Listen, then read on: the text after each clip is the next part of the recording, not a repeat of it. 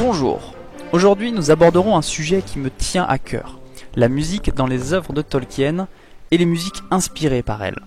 L'écriture de contes chez Tolkien s'apparente presque à un travail de composition. La sonorité des langues, le rythme des phrases, la lecture des histoires de Tolkien revient presque à lire une chanson. Dans le Silmarillion, Tolkien invente une cosmogonie intéressante pour Arda, la terre qu'il crée de toutes pièces. Eru, la première chose à être avant que le monde ne fût créé par lui, engendra les Ainur par sa simple pensée.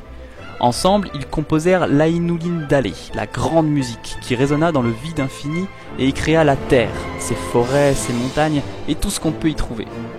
Ce pouvoir originel créateur de la musique se décline ensuite en Arda. Les deux arbres de Valinor, Telperion et Lorelin, peuvent pousser grâce au chant de Yavanna. Finrod et Sauron s'adonnent à un duel de chant à Tol Ingoroth. Lúthien chante devant Mandos pour obtenir la vie de Beren. Dans Le Seigneur des Anneaux, enfin, le chant de Tom Bombadil fait lâcher prise au vieil homme Saul. Le chant est alors un recours dans les situations désespérées, ou bien le dernier ressort avant le désespoir, et cet ultime appel à la musique est porteur d'une joie inespérée. Mais la musique et le chant peuvent également avoir un rôle au sein des sociétés, notamment celle des elfes et des hommes, ayant pour but de créer un lien mémoriel entre les âges. Ainsi, Aragorn chante-t-il l'histoire de Beren et Lúthien au Hobbit. Ces chants à vocation mémorielle et historique donnent au lecteur à penser à la profondeur du conte qu'il lit. Il prend conscience des traditions et des légendes de ces peuples. Le chant, dans l'univers de Tolkien, est également un moyen de célébrer la mort.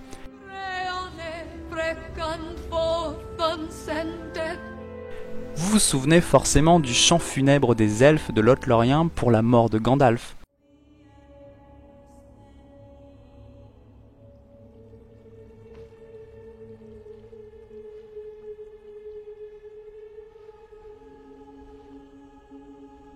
Une complainte pour Gandalf.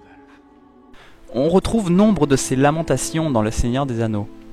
La lamentation pour Boromir, d'Aragorn et Legolas, la lamentation pour Théoden, le chant de la Nimrodel.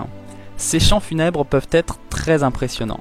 Au premier âge, lorsque les nains portent le corps d'Azaghal en dehors du champ de bataille en chantant, aucun de leurs ennemis n'ose les attaquer. Chansons de guerre de gobelins, chants de marche, chansons festives de hobbits, chansons à boire, les chants se déclinent sous de multiples formes. Et pourtant, on ne nous informe que peu sur les compositeurs du légendaire. En revanche, on y retrouve une multitude d'instruments tels des harpes, viols, tambours ou même clarinettes dans le Hobbit. Si l'univers de Tolkien se prête à la musique de par son origine même, de nombreux artistes de notre monde ont trouvé dans cet univers les sources d'une inspiration qui se manifeste dans leurs textes et leurs compositions. Commençons par une anecdote croustillante. Dans les années 60, en Angleterre, le mythique groupe des Beatles, fans du Seigneur des Anneaux, ont voulu adapter leur épopée favorite au cinéma, prévoyant d'y interpréter eux-mêmes les rôles majeurs. Imaginez un Paul McCartney en Aragorn, un John Lennon en Frodon. Non, arrêtons-nous là. Selon Peter Jackson, Tolkien s'y serait lui-même opposé. Cette histoire illustre bien l'influence de l'œuvre sur la culture anglo-saxonne de l'époque. En 1967, Michael Bloomfield compose la bande originale de The Trip. Dans cet album, un court morceau nommé The Hobbits fait clairement référence à l'œuvre de Tolkien.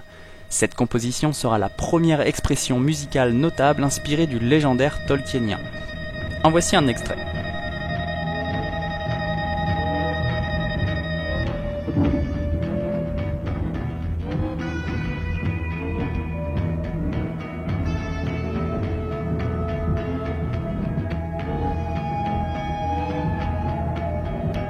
Surprenant, non ? Dans la même année, se forme un groupe nommé The Hobbits, qui sortira un album, Down to the Middle Earth. Par la suite, de nombreux titres de groupes, tant pop que rock ou psychédéliques, s'inspirent clairement du Seigneur des Anneaux.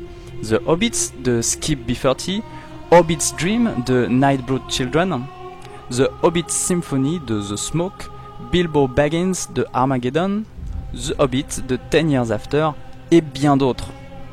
De 67 à 69, le batteur de T-Rex n'est autre qu'un certain Steve Peregrine Took. Et oui. Dans les années 70, les formats courts de chansons classiques laissent place au concept album cher au rock progressif. un genre instrumental et cérébral qui puisera son inspiration dans la symbolique et les mythes. Ainsi, en 70, Bo Hansson sort un album solo entièrement dédié à l'œuvre de Tolkien, Sagan om Ringen. Extrait.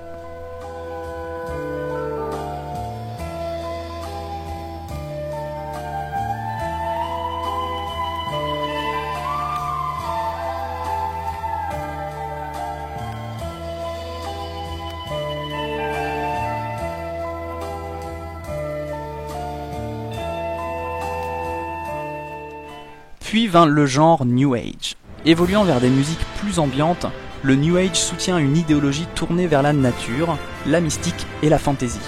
Les références à Tolkien sont moins directes, néanmoins on peut sans doute reconnaître son influence lorsque certains artistes se mettent à chanter dans des langues inventées. Dans ce genre, Enya sera d'ailleurs l'auteur et l'interprète de 2 titres de la bande originale de la trilogie de Peter Jackson, dont le morceau Aniron sera chanté en Quenya. Je vous mets un extrait.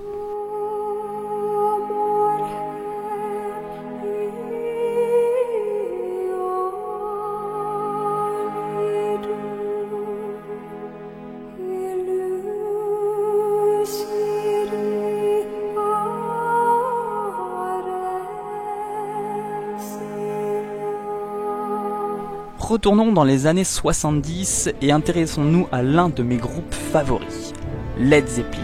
Led Zeppelin est un groupe précurseur du hard rock et indirectement d'une forme de métal. Dans les morceaux Ramble On, The Battle of Evermore et Misty Mountain Hop, le groupe évoque le Mordor, Gollum et les monts brumeux. Les membres de Led Zeppelin inaugurent ainsi 2 nouvelles choses. Ils introduisent l'univers Tolkien dans la musique rock-metal, et oriente l'inspiration vers le côté obscur de l'univers. Au fil des années, le métal prendra bien des formes, heavy, doom, black ou death metal, et chacun de ces courants comptera des formations marquées par l'univers de Tolkien.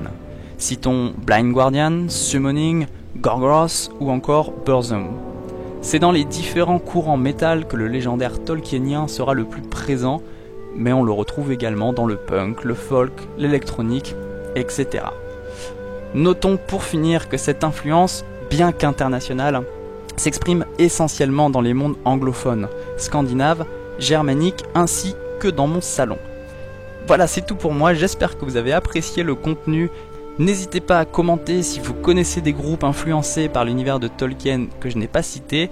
Pouce bleu, partage, et je vous laisse avec le chant du roi Elessar à son couronnement. Ciao!